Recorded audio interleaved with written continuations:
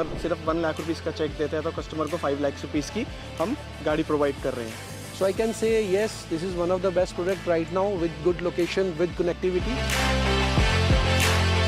जल्दी कीजिए because it's a very high demand location. सबसे अच्छी यूनिट सबसे पहले निकल जाएंगी.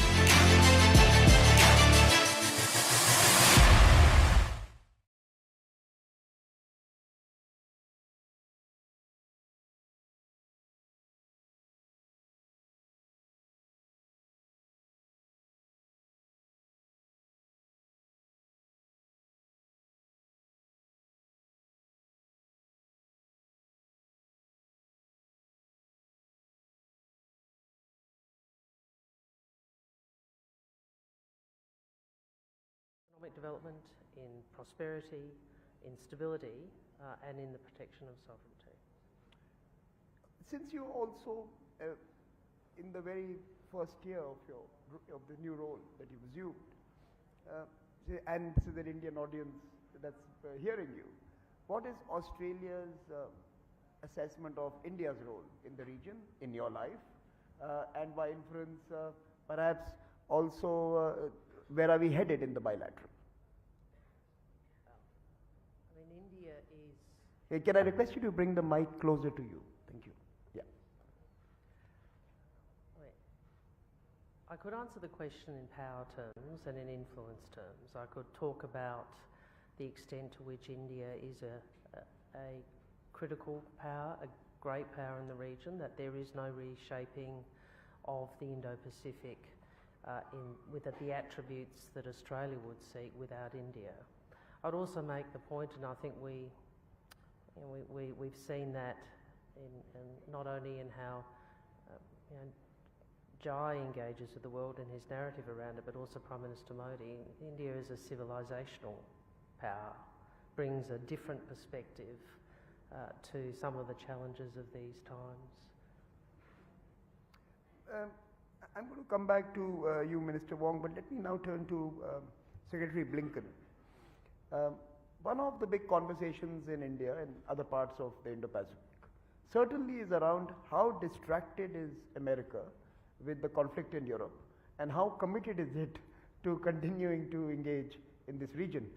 Is Quad an interim consultative group even as the real action unfolds with your old allies and in the old world?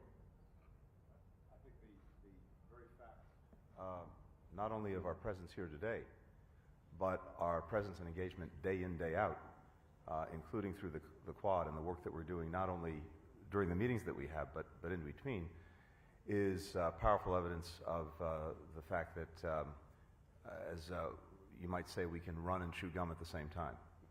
And for us, the future is so much in the Indo-Pacific. Our engagement throughout the region, both through the Quad and in other ways, is as comprehensive and as deep as any time I can remember. And I think what we talked about yesterday in the course of the G20 was also illustrative of this, because even as we're rightly focused on what is happening in Ukraine as a result of the Russian aggression, not just because it matters to Ukrainians and to Ukraine and to Europe, but because it matters to the entire world. The principles that underlie the entire international system that are necessary for trying to keep peace and stability that grew out of 2 world wars are being challenged, being aggressed along with Ukraine. And part of the reason that countries way beyond Europe are also so focused on this and are working to support Ukraine and deal with the challenge is because they know it could have an effect here. If we allow, with impunity, Russia to do what it's doing in Ukraine, then that's a message to would-be aggressors everywhere that they may be able to get away with it too. But having said that, you saw yesterday and you see today in this meeting of the Quad an equally intense focus on the issues that are having an impact on the lives of all of our fellow citizens, where the Quad is a force, I believe, for good, positive, affirmative action. What's in so many ways important about it is this. First, we start with the proposition that virtually none of the challenges that our people are facing and that people around the world are facing can be effectively dealt with by any one country acting alone, whether it's the United States, whether it's India, whether it's Japan, whether it's Australia. And given that basic premise, it makes sense for us to start by finding like-minded groups of countries with which to tackle these challenges. And the great power of the Quad is you have four like-minded countries, united in their basic values, united in their basic interests, bringing different strengths, different experiences, different comparative weights to tackling these problems.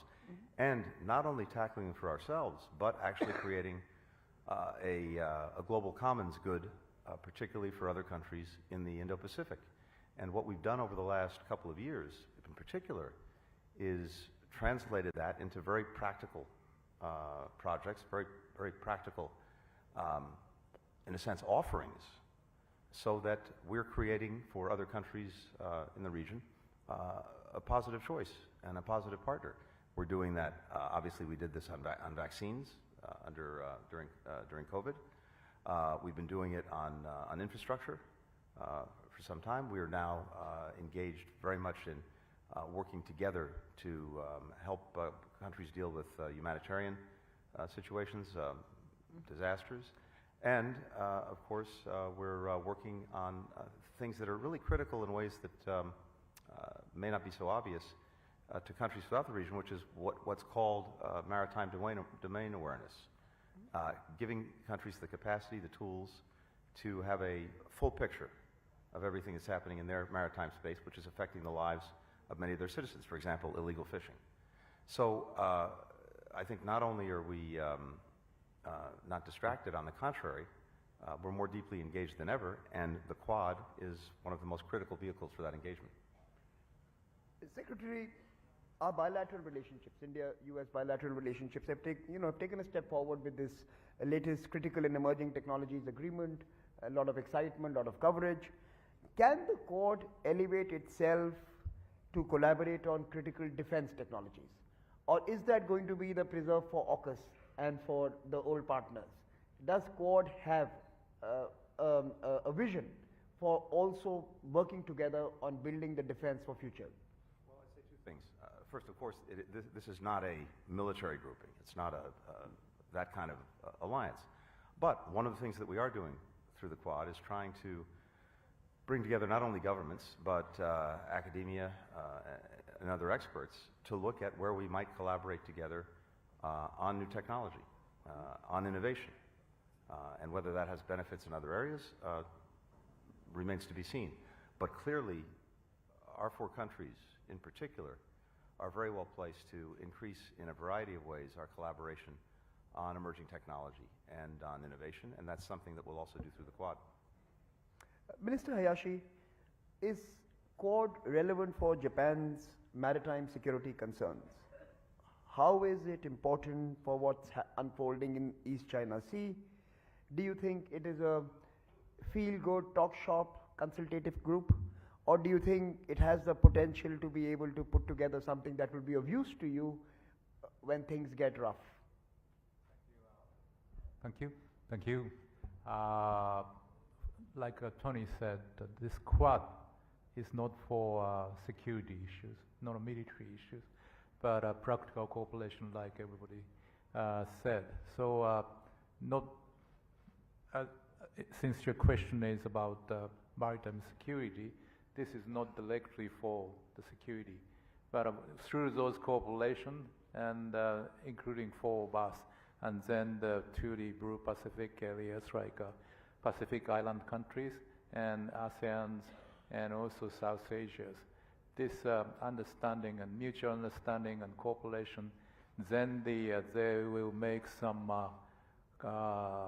combined will to cherish the same value like democracy, freedom, and that will eventually help to have more security assurance environment for all of us. So, okay, it's not a security actor. The other important area that Japan is focused on is connectivity, and it is investing in infrastructure across the region. Do you think Quad can have an agenda for connectivity and infrastructure? Do you think it could be an actor and contribute to that?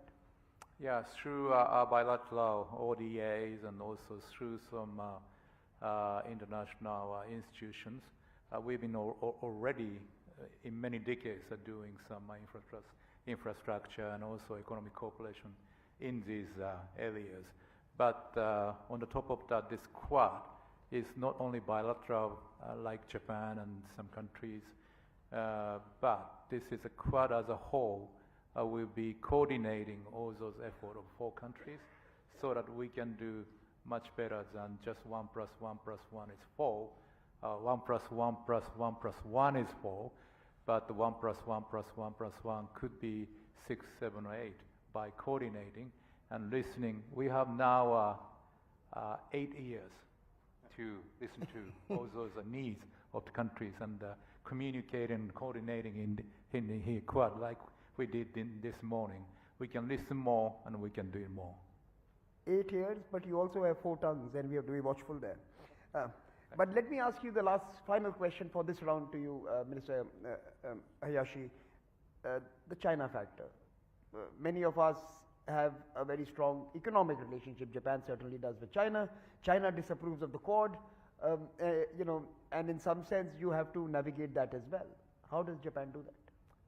So, like we said, like I said, this is not a military, but this is just practical cooperation, and we don't trying to exclude anybody. This is open architecture. So one thing we would like to say is to just abide by the law, international institutions, and as long as even China abide by the law of the international norm and also act under the international institutions standards and rules, then this is not the conflicting issues between China and the Quad. Let me turn to you, Minister Jaishankar, and perhaps you can enlighten us. Why was Quad in some ways dead on arrival 10 to 15 years ago when the first avatar was being discussed, debated, even considered, to today India hosting the Quad panel discussion at Raisina Dialogue? What changed? Why did it change? And how does this really reflect how you assess the importance of the region and the group in the region?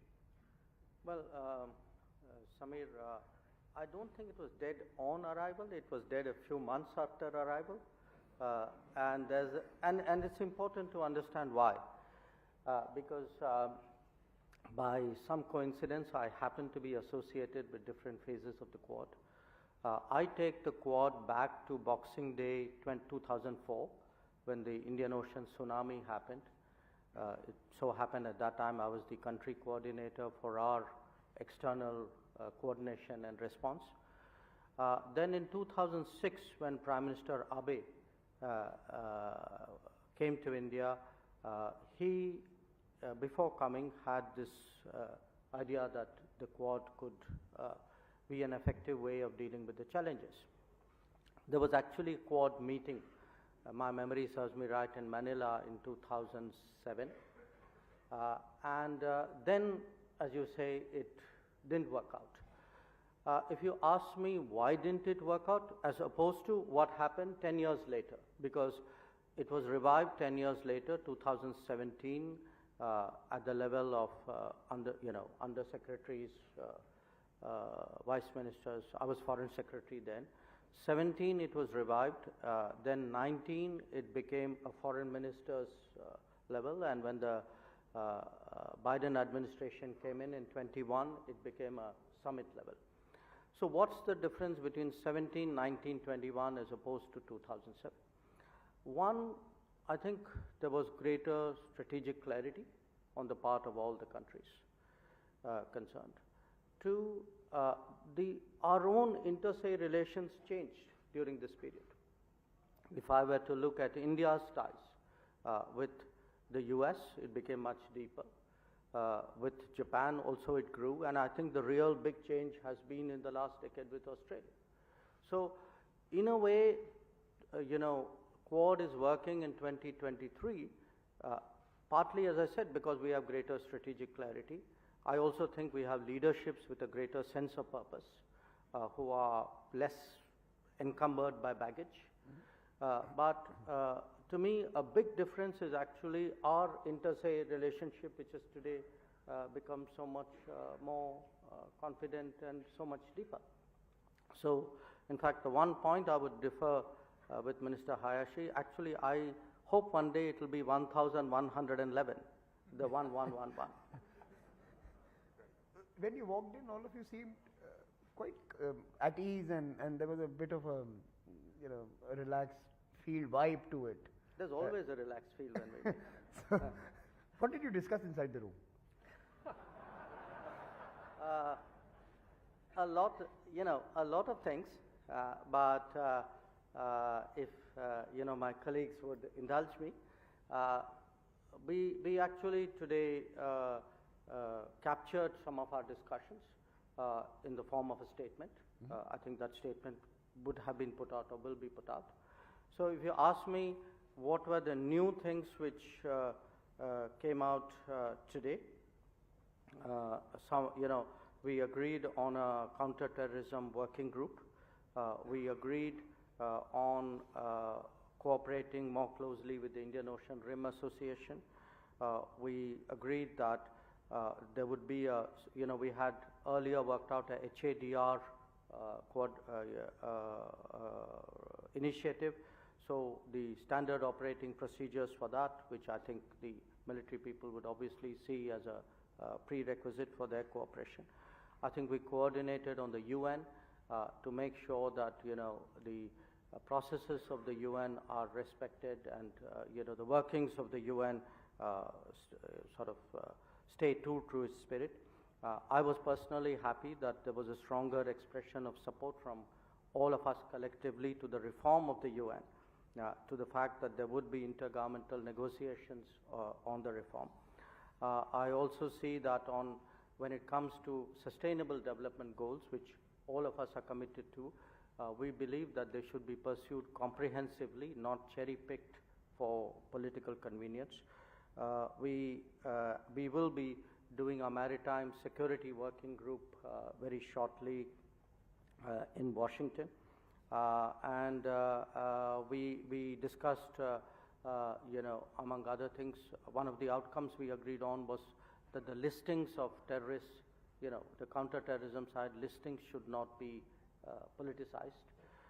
So these were some of the outcomes. So, I mean, there were a lot of things which I can't tell you. But this is the public side of what we can tell you. So I thought collectively I should be putting it out. And how do you respond to this common refrain that most politicians seem to indulge in from the Quad countries, that this is not against anyone, we are not a security grouping, we are not a military grouping. Why are we apologetic? No, I don't think, look, we are not apologetic. I do believe, because I keep reminding people of 2004, because to me, if your origins are in common good, there's an innate virtue in your existence, okay? So, we do stand for something. What I would not like to be defined as is standing against something or somebody, because that diminishes me. That makes it out as though some other people are the center of the world and I'm only there to be for them or against them. I don't think, actually, I think I'm the center of the world, but that's a different matter. Okay, so I'm going to turn to, as is custom here, I'm going to turn to our young fellows. We have 48 young fellows from 33 countries who are spending 2 weeks with us, and typically we go to a couple of them for every session to hear their thoughts, their questions for all of you. So I'll turn to first to Tista and then to Kiritbir. Tista, introduce yourself very briefly. Good morning, Ministers. My name is Tista Prakash, and I'm from the Australian Strategic Policy Institute in Canberra. And my question to you is, how do we build a regional consensus in the Indo-Pacific, given the 4 Quad countries sit on the periphery of the Indo-Pacific? how do we then include Southeast Asia? How do we bring the Pacific Islands with us to really sort of create a regional narrative for what is not a security perhaps, but an economic architecture? How do we bring the region along with the 4 Quad countries? Thank you. And can I just add to that, because all of you have also invoked the term, look, all of you have started speaking like each other, and that worries me. All of you say ASEAN centrality. That actually makes me happy. Okay. You say ASEAN centrality, and we keep thinking, what does that really mean? Does it mean that beautiful flower arrangement in the middle of the room when 4 of you are sitting? What does it really mean? So, sorry, the second question, Kiritbir. Let me go to the second question and then I'll come to you. Can we take the second question? Thanks, Samir and panelists. I'm Kirbir Chahal. I work for the British government. Similar question to narrative, but how do you think the Quad can reconcile their strategic interests in and their competing visions for the Indo-Pacific? And given the Quad are already discussing supply chain resilience and economic resilience more broadly, are Quad members likely to increase market access for each other to further strengthen that economic cooperation and truly move in the same direction? Good. So now I'll turn to the panelists. The first one was to you, ma'am. So over to you, Minister Wong. Well, I might. I think the nub of the first question goes really to complementarity. I'm trying to not be provoked by the flower arrangement analogy just for the moment, but it goes to complementarity, and I think if we can start perhaps where Jai started, which is think about what we are for, not what we are against. What are we for? I think where we are very like-minded is we have a view about the attributes of the region we inhabit. And that region, people will use different words. Some say open and inclusive. Some might say stable, secure, free of, where sovereignty is respected. But the point is, we do have a view about that. We see the Quad, I would say, as a bit of a lighthouse. Mm-hmm. Thank you. That was for you. Thank you. Thank you.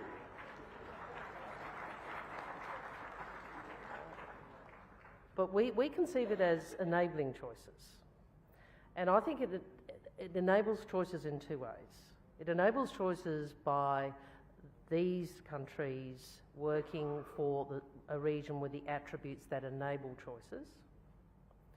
And it also enables choices by virtue of the practical work that we seek to do together, sometimes through all 4 in the work streams that Jai described, sometimes collaboration, whether it's in the Pacific where Australia and Japan or Australia and India might work together in a particular country. This project is a good one for you to do, this is a project we'll do, this is what we've done, that sort of practical cooperation. So I don't feel the dissonance that I know some commentators feel, and that is underpinning a couple of the questions, as between the different architectures, because as an Australian, the region in which we live demands the engagement at multiple levels in multiple contexts. We are the first dialogue partner of ASEAN, so our commitment to ASEAN centrality is historic and real, but it is also geographic. And we do not see our engagement with our friends and partners up here on the stage as doing anything other than enhancing that. Thank you. Secretary Blinken, ASEAN centrality. India also has its own neighbors who it has to take into account, their views, their positions. Is there a time to, just taking this question forward, are we creating enough mechanisms to engage with these countries? We are 4 big countries in the region, in the periphery, as Teesta mentioned. So what is the mechanism to reach out, to take them along, to sometimes respond to anxieties? You are going to create ripples, and perhaps also the second question of Kiritbir on connectivity and congruence within the Quad. Well, let me start with coming back to the first question, and just adding to what Penny said, I think very, very eloquently. Our proposition is not to say to countries in the region, you have to choose. Our proposition is to offer a choice, to offer an affirmative alternative.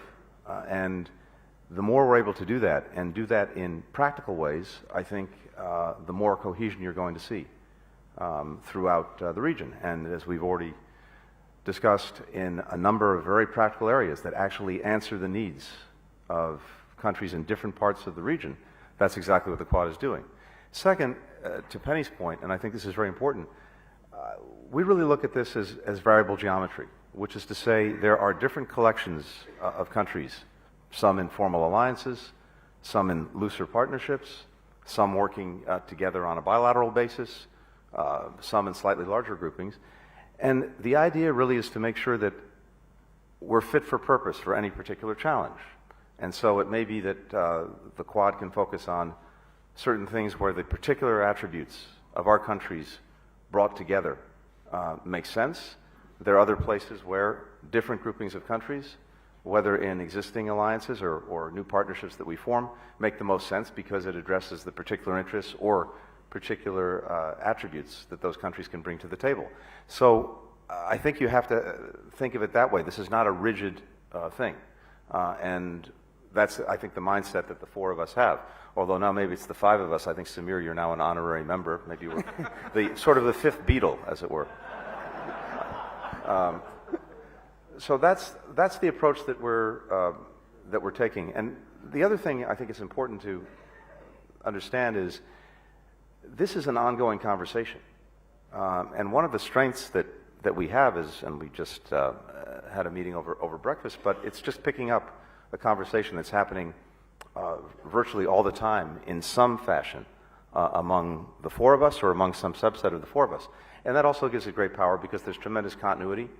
And what we're working on most now is translating the vision that we brought to this into very concrete, practical things that address very concrete, practical needs of countries throughout the region. Would you guys have a WhatsApp group?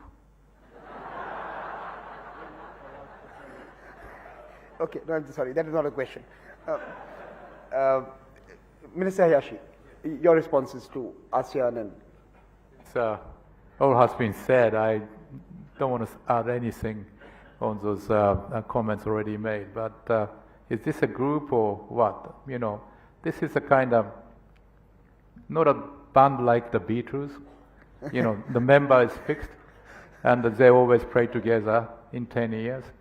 But this is more like a more kind of soft group, so that even within the Beatles, Paul McCartney can release the album by solo, and then, you know, so yeah, so those are the things, you know, that could be a band, but everybody is really one have a relation with, you know, that as a band, as a musicians. So as for ASEAN, we have a 50th anniversary for ASEAN. So that information we can share with four of us here, so that any idea relating to that could be I can absorb from those three friends here. So those are the situations we are facing. And it's very nice to talk all these issues surrounding the area, because we have a trust between four of us. And the trust for, like I said at the beginning, the same values and same values such as democracy, freedom, and everything. So without worrying about those big conditions, we can really freely talk within this and communicate. So that's the only things that I would like to add. Dr. Jaishankar? Which part, the Beatles part or the... Go ahead. I mean, you always come up with interesting inputs. But no, the two questions that were posed, ASEAN and in our context, perhaps India's own neighbors, and of course, the whole challenge of offering choices, as Secretary Blinken mentioned. That are we able to give countries more agency by offering more choices, or are we still sending them to the same shop? No, I think we do offer more choices. We do collectively offer something different. My own sense over this last, especially after 2017, when I look at individual countries in Southeast Asia, or I've just come back from actually the Pacific islands, that countries are interested Many of them, by the way, are themselves looking, at Indo-Pacific as a changing theater. How should they define their interests, advance their interests? So, my sense is that the interest in the Quad, the enthusiasm for it, the willingness to work with it, are growing. But at the end of the day, the Quad is the Quad. The Beatles didn't take, they did keep Pete Best out. Correct.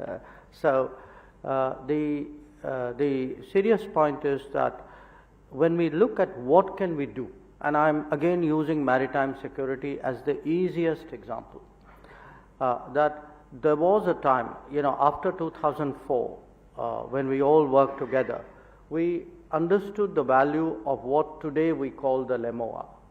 That, the moment we get logistics access to each other, that somewhere our ability to operate actually multiplies. And in the initial years, it was difficult. So when we talk about a changing world, among the changes is we ourselves have changed.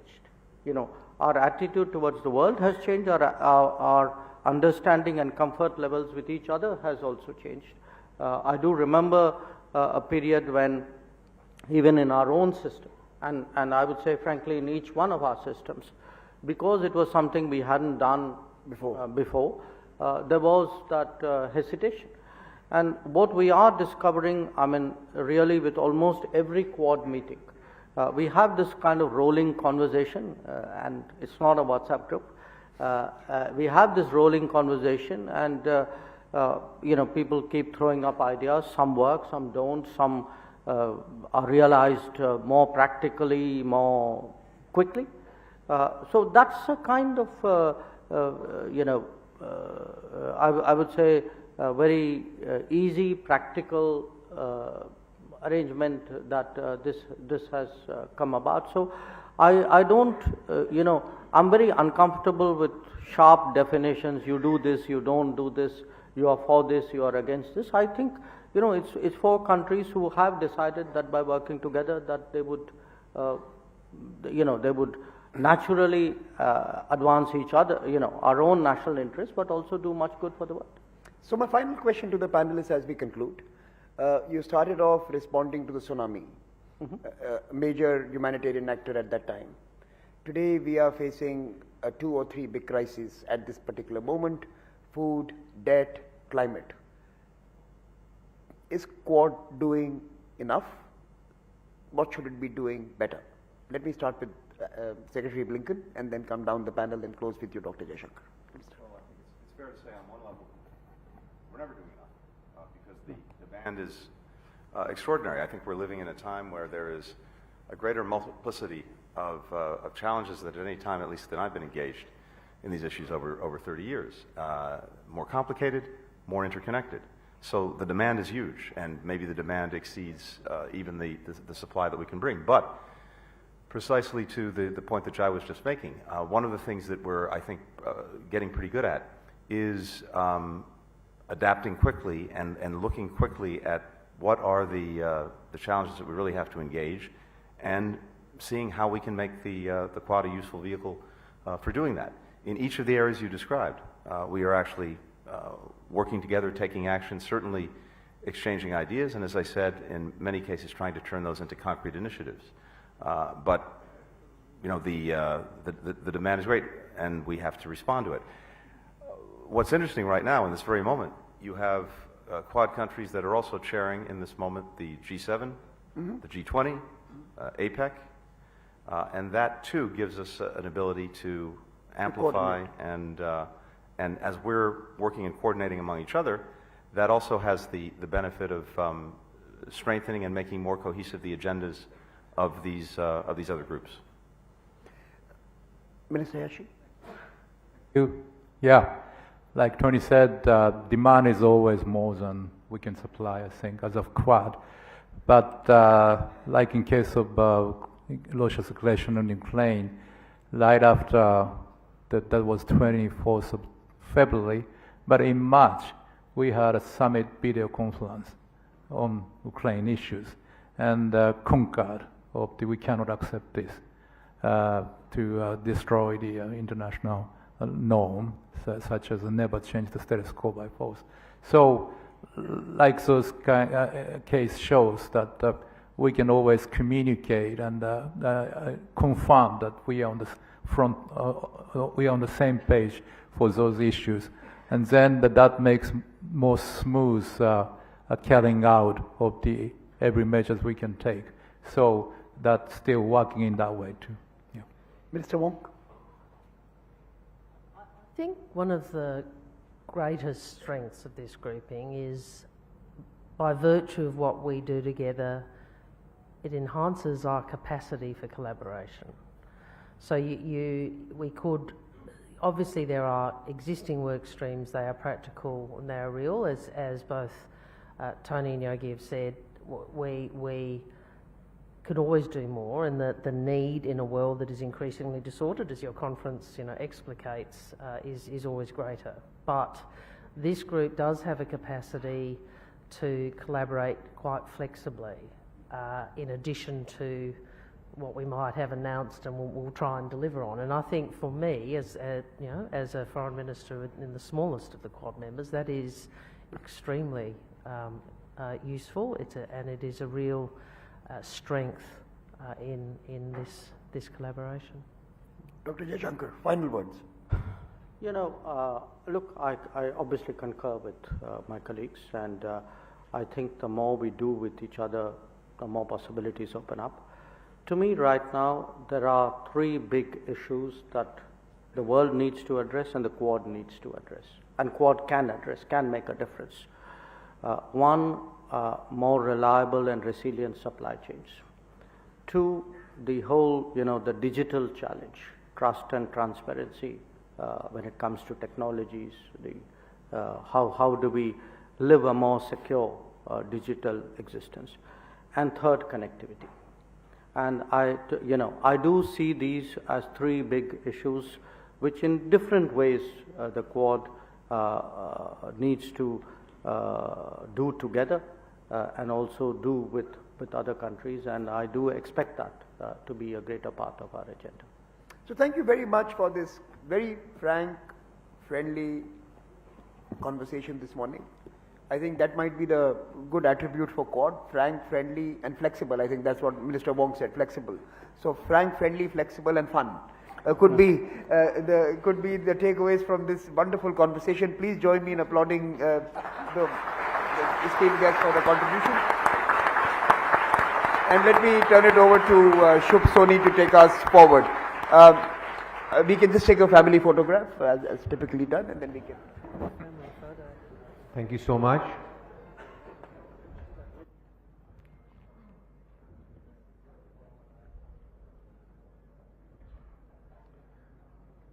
I would request everyone to please take their seats immediately post the photographs are done.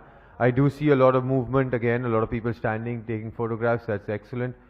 Do use the hashtag Raisina 2023 and do tweet these out and put them out on social media with that hashtag.